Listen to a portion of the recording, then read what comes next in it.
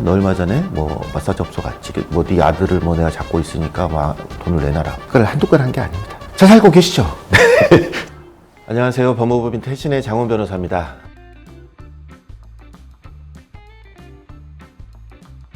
오늘은 제가 보이스피싱에 대해서 한번 얘기를 해볼게요. 다들 뭐 보이스피싱이 뭔지는 잘 아실 거예요. 보이스, 말이죠, 말, 목소리, 피싱, 낚는다라는 얘기인 거고, 그래서 무차별적으로 전화를 걸어서 헛소리들을 하는 거죠. 막 거짓말을 막 치는 거예요. 택도 없는 뭐 네 아들을 뭐 내가 잡고 있으니까 뭐 돈을 내놔라, 뭐 이런 얘기부터 시작해가지고 너에 대해서 뭐 굉장히 안 좋은 동영상을 가지고 있다. 그러니까 이런 경우는 남성분들 불법 마사지 업소나 이런 데 많이 가시잖아요. 요즘에는 대부분 전화로 예약을 하고 갈 겁니다. 근데 전화로 예약을 하면은 카카오톡으로 등록을 할 수가 있잖아요. 근데 거기에 보면은 그 사람들이 이제 프로필 사진에다가 자기 직업을 밝히시는 분들이 많지 않습니까? 뭐 그런데 그 직업 중에 뭐 의사라든가 변호사라든가 사업을 하시는 분들이라든가 이렇게 돈이 있어 보이는 분들을 컨택을 해서 너 얼마 전에 뭐 마사지 업소 갔지, 내가 그때 이 영상 몰래 찍었어, 돈을 안 주면은 이걸 다 뿌려버릴 거야. 이런 식의 얘기들. 최근에 제가 이렇게 맡아서 했던 사건인데요. 네 아들이 돈을 나한테 빌렸는데 그 돈을 갚지 않으면 내가 네 아들을 고소를 해서 콩밥을 먹게 해주겠다. 그러니까 빨리 갚아라. 라고 해서 이제 그 아버지가 이렇게 놀란 마음에 돈을 이렇게 4천만 원 정도를 갚았는데 사실 거짓말이었죠. 택도 없는 거짓말이었습니다. 그런 그 피싱, 거짓말에 낚여서 이제 돈을 이렇게 주고 나면 나중에서야 이게 사기였구나 이렇게 알게 되는 거죠. 이 보이스피싱이 굉장히 심각해요. 무차별적으로 이렇게 이루어진다는 점에서 굉장히 악질적이고 피해 규모도 큽니다. 2022년 기준으로 600억이라고 지금 통계는 있는데 저는 그것보다 훨씬 더 클 거라고 봐요. 방금 제가 말씀드렸던 이런 단순한 일회성인 그런 사안도 있겠지만은 또 그렇지 않은 경우도 많이 있거든요. 아마 그런 문자들 다 받아보셨을 거예요. 자기가 투자 전문가인 것처럼 얘기하면서 몇백 프로 확실하게 뭐 수익이 상승이 될 것이고 뭐 상장이 확실하다는 등 뭐 이런 식의 이제 문자 받아서 하는 것도 어떻게 보면은 보이스피싱의 일종이란 말이에요. 무차별적으로 이제 사람들한테 막 거짓말을 쳐가지고 돈을 뜯어내는 거니까. 근데 그런 것까지 다 이렇게 하고 나면은 아마 피해 규모가 어마어마할 거라는 게 이제 제 생각입니다. 그런 주식 사기에 당하시는 분들은 실제 시세보다 훨씬 더 높은 가격으로 받긴 받았는데 이게 진짜 오를 수도 있다라는 생각에서 이제 고소를 안 하시는 분들도 굉장히 많이 있을 거라는 그런 생각입니다. 그래서 이렇게 심각한 사안이고 우리나라는 이제 정책적으로 그 보이스피싱에 대해서 엄벌주의를 취하고 있어요. 그게 왜 그러냐면은 보이스피싱을 기획하고 전화하는 사람들은 대부분 외국에 있는 경우가 많습니다. 외국인인 경우가 더 많아요. 보통 이제 중국에서 많이 하는 것 같더라고요. 근데 전화로 이렇게 거짓말 한 사람들, 이 사람들은 분명히 이제 대포폰을 쓸 것이고, 중국에 있을 것이고, 위치 추적도 안 될 것이고, 잡을 방법이 없습니다. 그리고 이거를 기획한 사람들, 이 기획한 사람들은 아예 전면에 나서지를 않습니다. 나서지를 않아요. 그러니까 외국인 보이스피싱 범죄 중에 총책까지 검거된 사례는 제가 알기로는 없습니다. 네. 그러니까 정말 잡기가 힘들어요. 우리나라는 지금 어떻게 하고 있냐면은 어쩔 수 없이 드러나는 사람들이 있습니다. 일단 피해자가 돈을 줬을 때 그 돈을 받는 사람이 있을 거 아니겠습니까? 수거책. 그리고 이 돈을 누군가에게 전달을 하고 이 전달한 사람이 또 뭐 계좌로 이렇게 넘긴다든가 또는 이제 돈 세탁을 해가지고 최종적인 총책한테 돈이 넘어가게 만들겠죠. 그래서 이거를 돈을 이렇게 받은 사람, 그리고 받은 사람부터 돈을 전달받은 사람, 그리고 이 사람으로부터 또 돈을 전달받아서 환전하는 사람, 이런 사람들을 뭐 수거책, 전달책, 환전책 이렇게 불러요. 근데 이 사람들은 잡힐 수 있죠. 어쨌든 신원이 드러나 있으니까 CCTV에 찍혀 있을 수도 있고 드러날 수 있는 사람이기 때문에 이 사람들은 잡힐 수 있습니다. 근데 이 사람들을 잡고 보면은 일당 한 10만 원 정도 받으면서 알바구나 사이트 이런 데 있잖아요. 이런 데서 10만 원 줄 테니까 뭐 간단한 이렇게 심부름 하나만 해다오. 10만 원 받고 돈 이렇게 회수해가지고 갖다 달라는 데 갖다 주는 거. 이게 전부거든요. 이 사람들이 우리나라는 어떻게 처벌하고 있냐면 다 보이스피싱 공범이다. 그러니까 총책과 공모해서 수거책 이런 걸로 활동하기로 공모를 했다. 그리고 이게 보이스피싱이라는 돈을 명확하게 알지는 못했을지언정 미필적 고의는 분명히 있었을 것이다.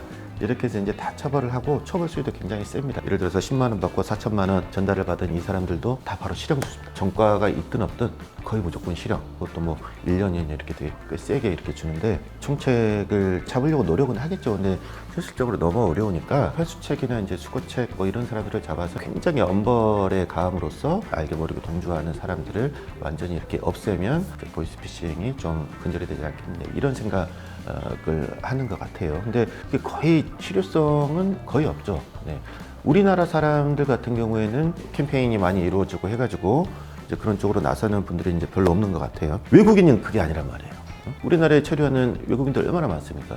네. 중국인들, 조선족들, 뭐 동남아 분들, 경제적으로 어려우신 분들, 20대 초반의 젊은 친구들, 이런 친구들은 여전히 그런 뭐 단기 알바 10만 원, 20만 원의 유혹을 떨치지 못하고, 그리고 이거를 받음으로 인해서 보이스피싱이라는 중한 범죄로 처벌받으리라는 거를 잘 모릅니다. 몰라서 이제 여기에 가담하는 경우가 많이 있죠. 예를 들어서 뭐 경찰서의 주장이라든가 구치소를 가보면은 그 보이스피싱 뭐 회수책, 전달책 뭐 이런 분들이 대부분이라고 해요. 그 사람들을 많이 넣다 보니까 여러 가지 문제들이 또 막 생깁니다. 한 방에 들어가야 되는 뭐 사람 숫자가 정해져 있는데 너무 과밀해지고, 너무 사람이 이렇게 막 거기에 있으니까 사실 수사 역량도 거기에 너무 집중되고, 재판 역량, 그리고 또 저기 그 교정 당국의 뭐 교정 역량도 너무 이렇게 낭비되는 그런 측면도 있어서, 과연 이게 이렇게 하는 게 어쩔 수 없는 선택이 겠다 싶으면서도 이게 과연 맞나 하는 그런 생각을 제가 늘 가지고 있었거든요. 최근에 제가 바로 이제 저번 주 일요일 날 선임했던 사건이에요. 그 사건에 대해서 말씀을 드리자면은, 저희 의뢰인은 중국인이었어요. 중국인이었고, 보이스피싱의 환전책은 아니죠. 그때 당시에는 보이스피싱의 수거책으로 공항에서 체포돼서 경찰서 유치장에 갇혀 있다라는 얘기를 토요일 밤늦게 그 얘기를 들었고, 일요일 날 아침 일찍 유치장을 찾아갔습니다. 그 의뢰인의 얘기를 들어보니 자기는 보이스피싱 인지 전혀 몰랐다. 자기가 한 행위는 환전이다. 자기는 환전할 요량으로 4천만 원을 돈을 받고, 거기에 해당하는 중국 돈을 그 환전 체계라고 자칭했던 그 사람들이 불러주는 계좌로 보내줬다. 나는 이게 다다. 보이스피싱 몰랐다라는 겁니다. 그 얘기를 듣고, 아 그래, 그렇다면 당신이 그 외국항 거래법 위반은 될 수 있을지언정 피싱의 공범이라고 보기에는 좀 무리가 있는 것 같다. 근데 당신이 그랬다라는 증거는 있느냐라고 했더니, 들어오자마자 핸드폰은 바로 압수가 됐단 말이에요. 그 핸드폰에 자기가 돈 보낸 내역이 다 있다.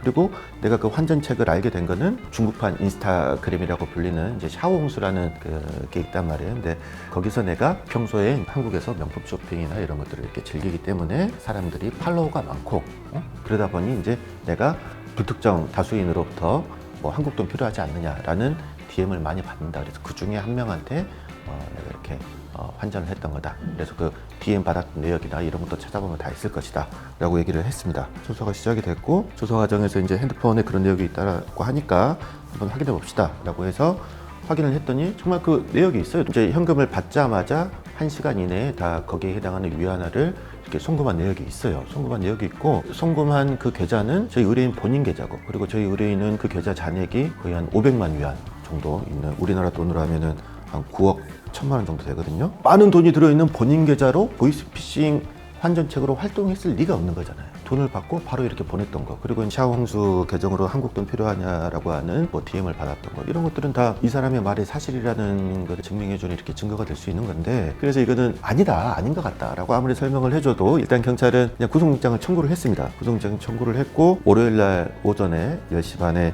구속영장 실시심사가 열렸죠. 이제 거기에 제가 가가지고 증거들을 다 이렇게 제시를 하면서, 그 당시 이제 4천만 원에 해당하는 명품들을 이렇게 구입했던 영수증까지 저희가 이렇게 다 이렇게 제시를 하면서 판사님께 말씀을 드렸죠. 이 친구는 외국항 거래법 위반이다, 불법 환전한 거다, 보이스피싱은 아니다 라고 이렇게 얘기를 해드렸고, 중국이기 때문에 이제 구속 상태에서 해제되면 중국으로 이렇게 바로 다시 이렇게 막 도주할 우려 같은 경우는 바로 출국 금지를 걸어 놓으면은 담보될 수 있는 거 아니겠느냐, 풀어달라라고 했습니다. 판사님 이제 제 얘기를 들어주셨죠. 저희 얘기를 들어주셔서 그날 저녁에 한 6시쯤에 구속영장 기각 결정을 내려주셨어요. 이 사건을 보면서 제가 꼭 드리고 싶은 말씀이 이게 생겨가지고 제가 하는 건데요. 이 사건을 하면서 이제 의뢰인 당사자 그리고 의뢰인 주변 사람들을 제가 만나면서 얘기를 들어보니까, 중국인들이 이제 국내에서 뭐 명품 쇼핑 이런 거 많이 하는 것들은 잘 알고 계시잖아요. 근데 이 사람들이 그 쇼핑을 하는 그 재원을 수단이 있겠죠. 이걸 어떤 식으로 하냐면, 원래는 정상적인 방법은 환전소에서 또는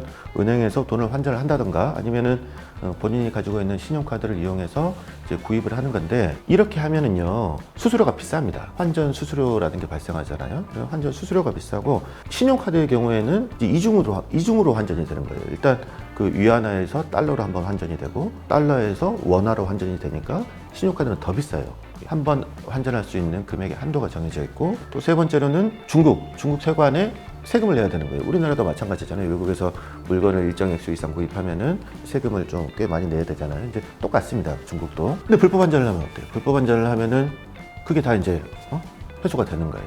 환전소보다 수수료도 훨씬 저렴하고 한도 제한도 없고, 어쨌든 현금이기 때문에 뭐 추적을 당할 그런 우려도 없는 거고, 구매력을 갖춘 중국 시민들 입장에서는 이 불법 환전을 이렇게 이용할 동기가 충분해요. 보이스피싱 그 사람들 입장에서 보면은 최종적으로 수익을 이렇게 얻기 위해서는 그 현금을 가지고 중국으로 간다는 건 말이 안 되는 거고, 결국에는 이제 세탁, 불법 돈 세탁 업체를 이제 이용할 수밖에 없는 건데, 그때 수수료가 거의 한 15%, 20% 정도 발생한다라고 하더라고요. 깨끗한 돈이다라고 하면서 내가 환전해 주겠다라고 하는 이런 방식으로 이렇게 환전을 하면은 훨씬 수수료가 저렴하죠. 네이버 환전 나오지 않습니까? 거의 그 금액과 비슷하게 이렇게 환전할 수 있으니까 안전하게 돈을 또 세탁을 하는 것이고, 보이스피싱이 끊이지 않는 것 같아요. 그리고 또 제가 굉장히 놀랐던 게, 저희 의뢰인 측에서는 4천만 원을 환전하기를 원했단 말이에요. 근데 환전 상이라가 자처한 그 보이스피싱 그 조직원들과 이 사람 사이에 4천만 원을 환전해 주기로 한 약속이 언제 있었냐면은 보이스피싱 범죄를 저지르기 전날에 있었던 거예요. 이게 무슨 의미겠습니까? 그 조직원들, 보이스피싱 그 조직 입장에서는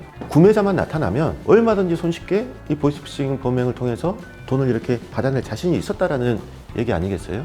그래서 이걸 보면서 아직까지도 우리나라에서 보이스피싱 피해를 정말 쉽게 당하고 있구나. 그리고 그 범죄 조직원들 입장에서는 이걸 너무나 쉽게 생각하고 있구나. 이런 측면에서 진짜 정말 씁쓸함을 많이 느꼈고, 또 하나는 이거는 제가 정말 꼭 한번 말씀드리고 싶은데, 그 엄벌주의를 취하는 게 과연 능사냐. 그 저희 의뢰인 같은 경우에는 자기 너무 억울하다는 거예요. 불법 환전을 잘못했지만 내가 보이스피싱은 아닌데 한국에서는 무조건 내 말을 안 믿어주고 무조건 이렇게 체포하고 구속영장 청구하려고 한다는 게 억울하다는 거죠. 그리고 또 자기는 피해자라는 겁니다. 환전업체 쪽에서는 이게 깨끗한 돈이네 뭐네 이렇게 하면서 얘기를 해서 이렇게 환전을 한 건데, 사실은 뭐 보이스피싱 돈이어서 내가 결국에는 이런 피해를 보게 되지 않았느냐, 그런 증거까지 다 있는데 나를 무조건 보이스피싱으로 몰아가느냐, 억울하다는 겁니다. 좀 수긍이 돼요. 이 중국의 구매력을 갖추고 있는 그 사람들에게 보이스피싱 조직원들이 접근을 해서 환전하는 척을 하면서 그 사람들이 자금 세탁을 하는 거죠. 이런 경우가 굉장히 많을 거예요. 의뢰인과 그 주변인들에게 이제 듣기로 중국인들이 한국에서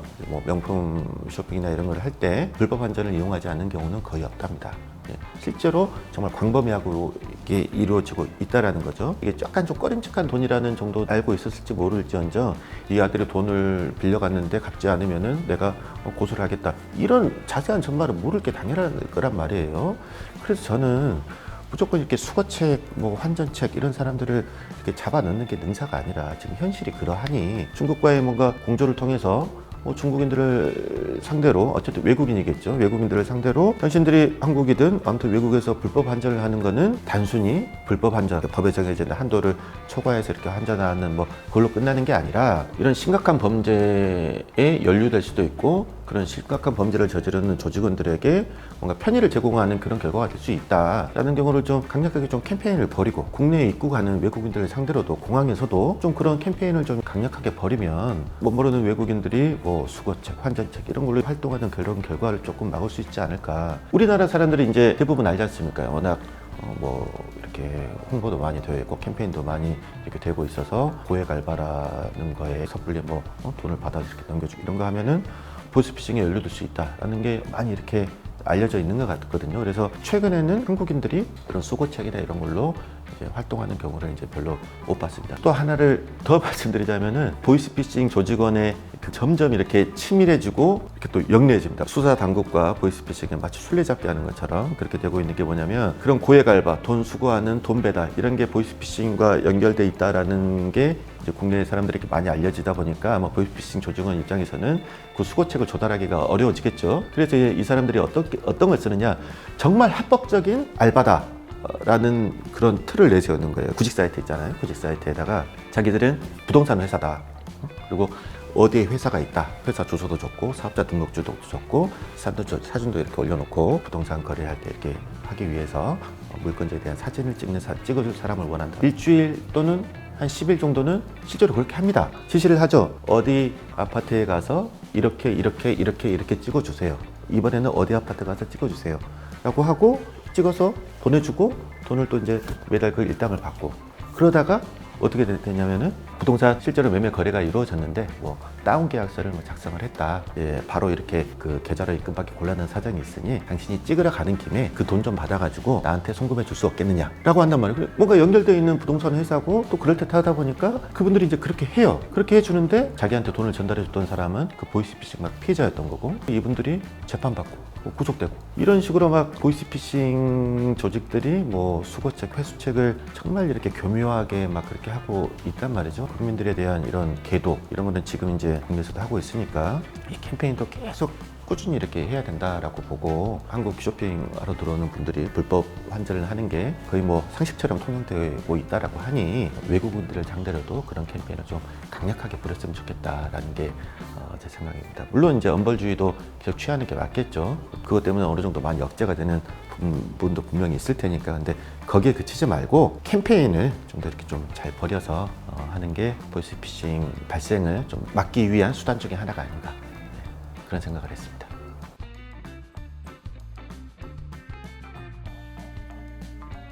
보이스피싱이 아니라는 충분한 설명, 그죠? 판사님을 충분히 이렇게 설득시킬 만한 충분한 설명 그리고 그거를 뒷받침하는 증거.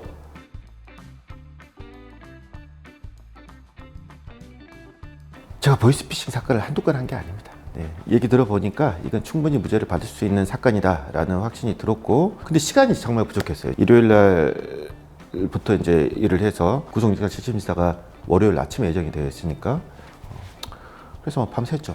네, 밤샜습니다.